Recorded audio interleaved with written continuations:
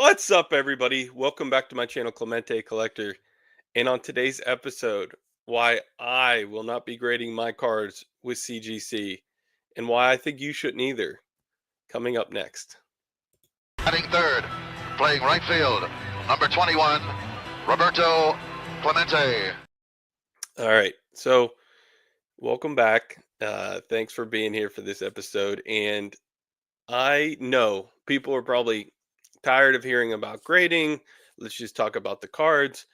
But I can't count how many people came up to me at the National and said, especially since they know I grade with SGC and I've been very vocal about recent things that have happened with SGC.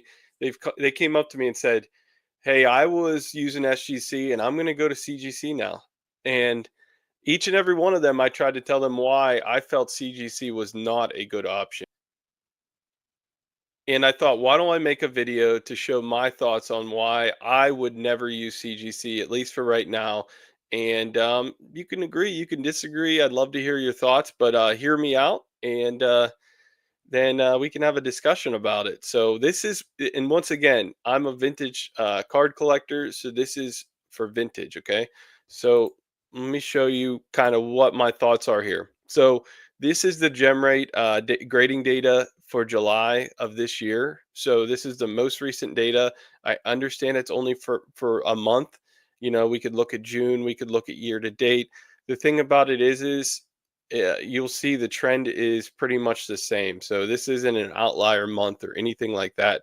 So the main thing that people kept telling me at the show is, did you see how many cards CGC's grading per month?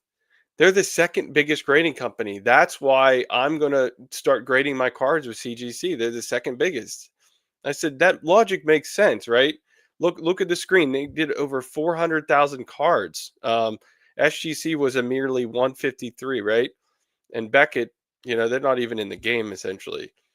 But what I told everybody was, did you look at the number of sports cards CGC graded last month?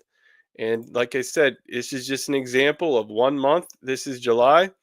They graded 39,000 sports cards. So let me go back here. We had 400,000 and they only graded 40,000. So you're talking about 10% of all the cards they're grading are sports cards, right?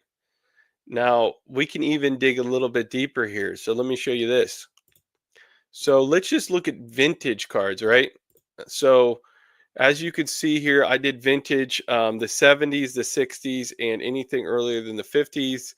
And I highlighted on the screen there. And you could see that SGC is getting big percentages of vintage cards in, which rightfully so. But then you could see the percentages there for CGC.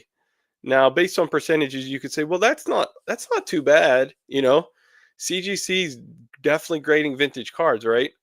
Well, when you break down the numbers, here's the numbers broken down. SGC graded in July over 36,000 vintage cards. CGC graded 2,652.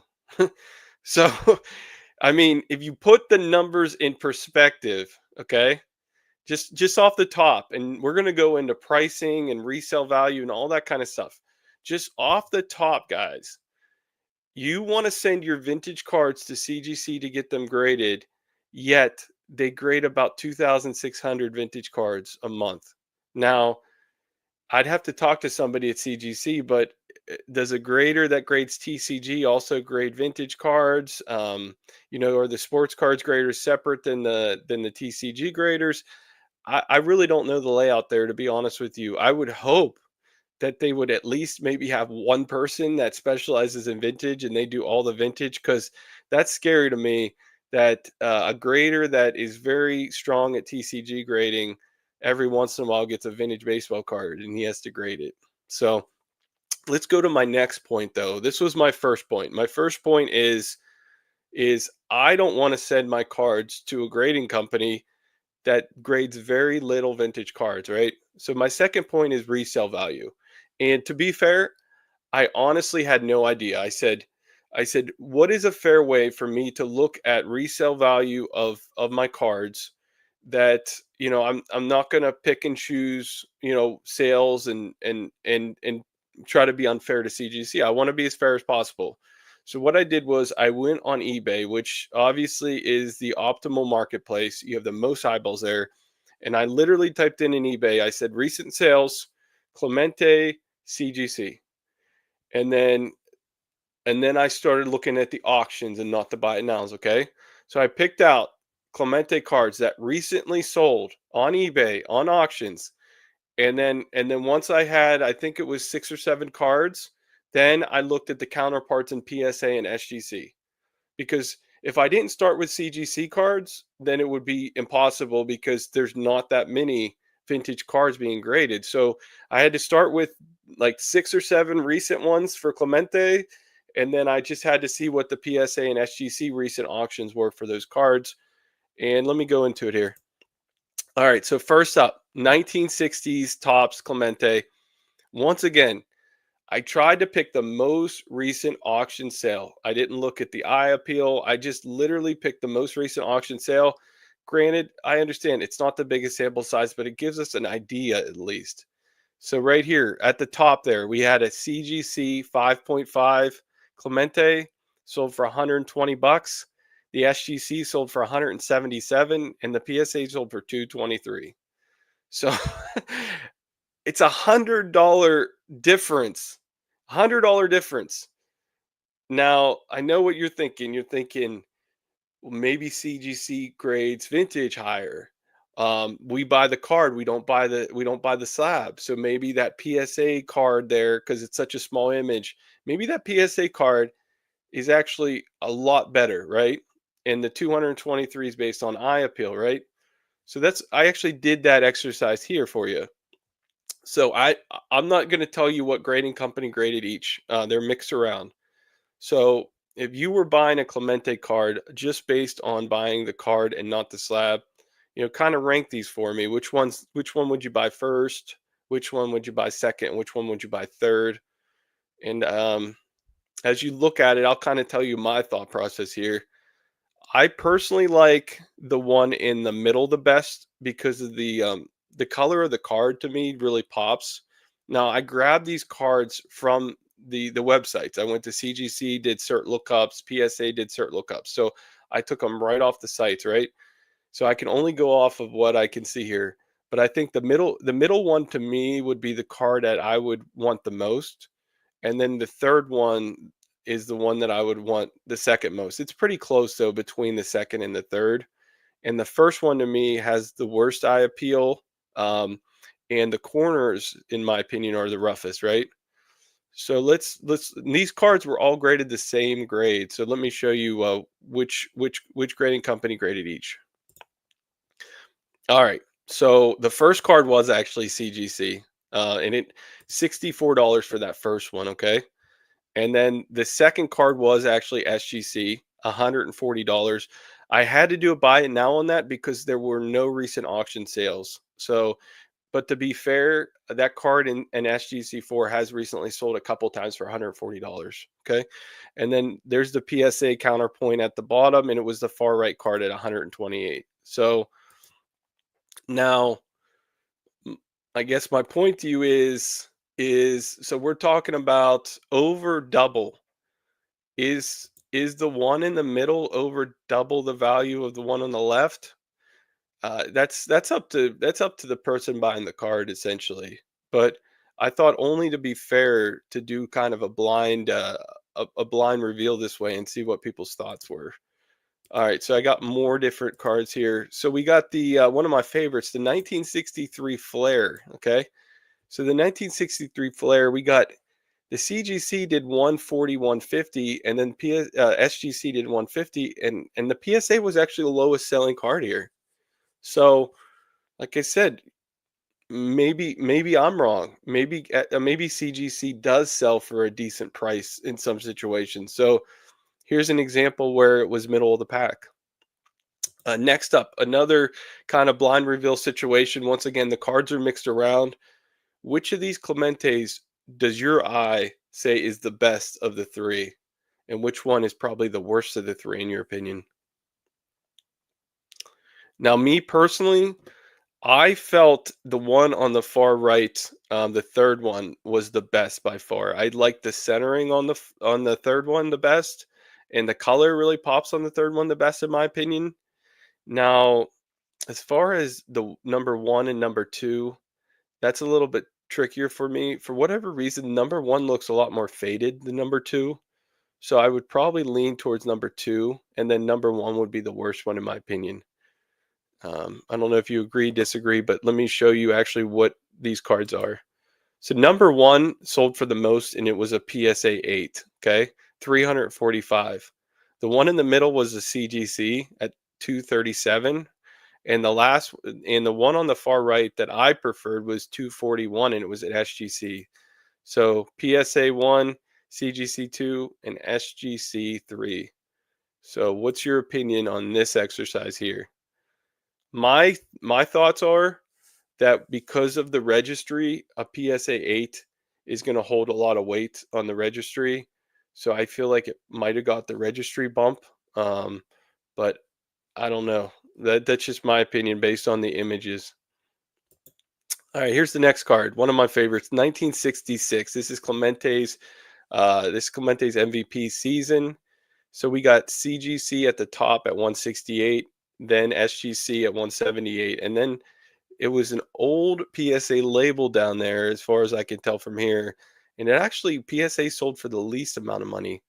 Now you could see the centering on that PSA card is not great. I think that one right there kind of goes back to some people's points of PSA might not grade that as high a grade right now. You know, they were a little bit more lenient in a lot of people's opinions in the past. All right, the next one, the 1958 Clemente. And as you could see, the SGC card actually sold for the most, and then CGC. So once again, my hypothesis of CGC cards not selling for enough money on this particular card isn't true. All right, and then I think this is the last one here, 1957. So the SGC card actually blew out the other two cards, right? And that was coming out of the PSA vault. So you could see actually the SGC card is very well centered, but the CGC card also has good centering in my opinion, and that was sold on ComC. So, and then here is a final total here. As you could see, is it 8 examples, 7 examples? The SGC card in 5 of the 7 was a top selling card, and the PSA in 2 of the 7. So I personally feel, just from this small sample size, it's not a good thing that CGC didn't have one card that was the highest sale, in my opinion. It's not a good thing, right? And then if you look at the totals on the bottom, SGC and PSA were pretty much the same. It's kind of crazy how close they were. And CGC was a full 200 and like close to $250 away from the other two companies. So let me close this out here. All right. So hopefully I explain why I am not going to use CGC for vintage cards and grading my Clemente cards moving forward. I do understand some of the debates though out there. One debate is I like how the CGC slabs look. You know, me personally, I think CGC has the clearest slab in the business. I think they have a great looking whatever plastic they use is very clear, and I like their label. I think CGC and SGC's label and full package is very close in my opinion as far as eye appeal goes. So I could see why people want to use CGC because of that. And I get the other point. If I give SGC my money, it's essentially giving money to PSA. So I get that point too. Um, so I guess people are going to say, all right, you're not going to use CGC because of, they don't have the best graders, they don't have consistency, they only grade 2000 vintage cards, a month. How can you trust them? And the resale value isn't there yet, right?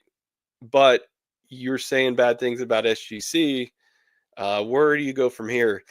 And I'm kind of in wait and see mode right now. I took a 5 card order to the National with me, and I wanted to get them graded by SGC. And I went over where the SGC booth was at and saw like how empty it was and how depressing it was. And I brought my cards back with me and I didn't grade them. And then they're sitting here on my desk still. So I'm kind of in wait and see mode right now personally. I would love to go to Mag Pros like Dylan and Mangini have gone to, and Adam. The problem with Mag Pros for me is I have a lot of unique sized cards that I buy. Like for example, one of the cards I want to get graded is the Collins card, and that's not a normal size card. So you know, now what do I do? So I would consider the Mag Pros, but I'm still on the fence about that too because the unique sizes and things like that. And then I'd have to design a label, which could be kind of fun. But that's where I'm at right now. Let me know what your thoughts are on CGC. Are you going to start using them? I'm also not opposed to buying cards graded by them, like Mike has, and other people that are slab gnostic now. I I buy. I agree. Buy the card. So I don't have a problem buying their cards. I'm just saying I'm not gonna give them any cards for submission personally. So that's where I stand. Let me know what you think. Thanks for watching. I'll see you guys in the next one.